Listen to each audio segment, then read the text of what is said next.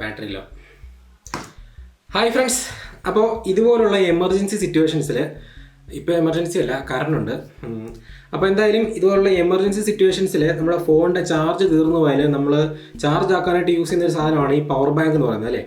അപ്പോൾ ശരിക്കും പറഞ്ഞാൽ ഇതുപോലുള്ള പവർ ബാങ്കുകൾ നമുക്ക് വീട്ടിൽ തന്നെ വളരെ സിമ്പിളായിട്ട് ഉണ്ടാക്കിയെടുക്കാവുന്നേ ഉള്ളൂ. ഞാനൊന്ന് ഉണ്ടാക്കാൻ പോകുന്ന ഒരു 4000 mAh പോക്കറ്റിലൊക്കെ ഇട്ടുകൊണ്ട് പോകാൻ സൈസ് ഒരു ചെറിയൊരു പവർ ബാങ്കാണ്.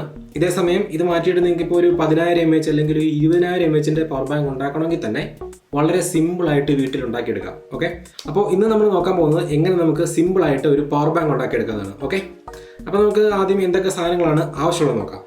ആദ്യമായിട്ട് നമുക്ക് വേണ്ടത് ഒരു ലാപ്ടോപ്പിൻ്റെ ബാറ്ററിയാണ് കേട്ടോ.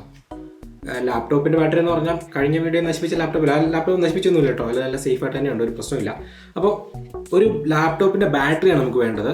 ലാപ്ടോപ്പിൻ്റെ ബാറ്ററി അല്ലെങ്കിൽ ഇതിനകത്തുള്ള ബാറ്ററി വേണം. ഇതിനകത്തുള്ളത് ഈ മോഡല് ലിഥിയം അയോൺ ബാറ്ററികളാണ്. 3.7 വോൾട്ടിൻ്റെ അതിപ്പോൾ ഒരു 2000 mAh ബാറ്ററിയാണ്. ഞാൻ രണ്ടെണ്ണമാണ് യൂസ് ചെയ്യുന്നത്. അപ്പോൾ മൊത്തം 4000 mAh പവർ ബാങ്ക് ആവും.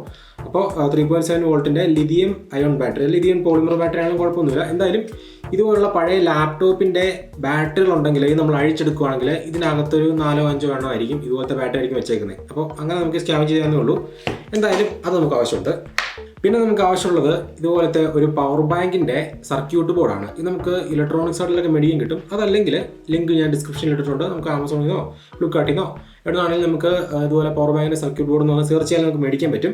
എന്തായാലും ഞാനിപ്പോൾ പോക്കറ്റിൽ വെക്കാവുന്ന ഒരു രീതിയിലാക്കുന്നതുകൊണ്ട് ഇതൊരു ചെറിയ ബോർഡാണ് എടുത്തേക്കുന്നത്. ഇതിന് പകരം നമുക്ക് വേണമെങ്കിൽ പല മോഡലുണ്ട്, സ്ക്രീനുള്ളതൊക്കെ ഉണ്ട്, എത്ര പെർസെൻറ്റേജ് ചാർജ് മിച്ചമുണ്ട്, പിന്നെ ബൾബൊക്കെ ഉള്ളതുണ്ട്, നമുക്ക് എമർജൻസി ലൈറ്റ് തെളിക്കാവുന്ന, അങ്ങനെ പല ഓപ്ഷനുകളുണ്ട്. അപ്പോൾ എന്തായാലും ഞാനിവിടെ യൂസ് ചെയ്യുന്നൊരു ചെറുതാണ്, പോക്കറ്റിൽ ഇടാനുള്ള ഒരു ഉദ്ദേശം കൊണ്ട് മാത്രം. ഓക്കെ, പിന്നെ നമുക്ക് ഇതെല്ലാം ഒന്ന് കേസിലാക്കണം. ഇതിന് വേണ്ടിയിട്ട് ഞാനിവിടെ യൂസ് ചെയ്യുന്നത് ഇതുപോലെ PVCയുടെ ഫോം ബോർഡാണ് കേട്ടോ.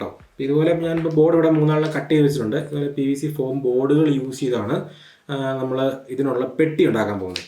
ഓക്കെ, അപ്പോൾ എന്തായാലും നമുക്ക് ഇതിൻ്റെ വർക്കിലോട്ട് കൊടുക്കാം.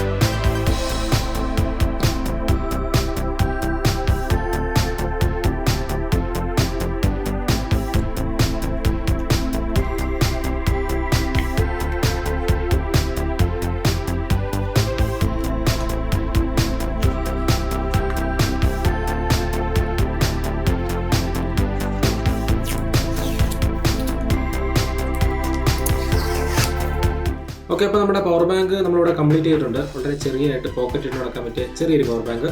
അപ്പോൾ ഇനി നമുക്കിതൊന്ന് ചാർജ് ആവും നോക്കണമല്ലോ, ഫോൺ ചാർജ് ആവുമെന്ന് അറിയണമല്ലോ.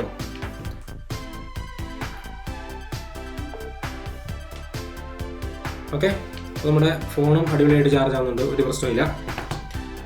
ഓക്കെ ഫ്രണ്ട്സ്, അപ്പോൾ നമ്മുടെ പവർ ബാങ്ക് ഇവിടെ കംപ്ലീറ്റ് ആയില്ലേ. ഞാനിതിൽ ചെറിയൊരു ലോഗോ ഒക്കെ ഒട്ടിച്ചൂടെ വെച്ചിട്ടുണ്ട്.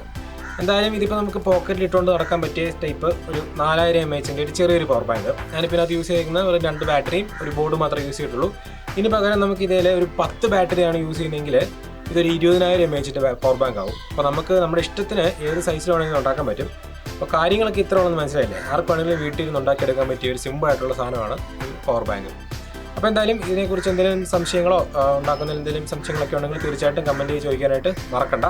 ഇന്നത്തെ നമ്മുടെ വീഡിയോ ഇഷ്ടപ്പെട്ടെങ്കിൽ തീർച്ചയായിട്ടും വീഡിയോ ലൈക്ക് ചെയ്യുക. ഓക്കെ, അപ്പോൾ നമുക്കിനി അടുത്ത വീഡിയോയിൽ വേറൊരു അടിപൊളി ആയിട്ട് വീണ്ടും കാണാം. അതുവരെ ബൈ ബൈ.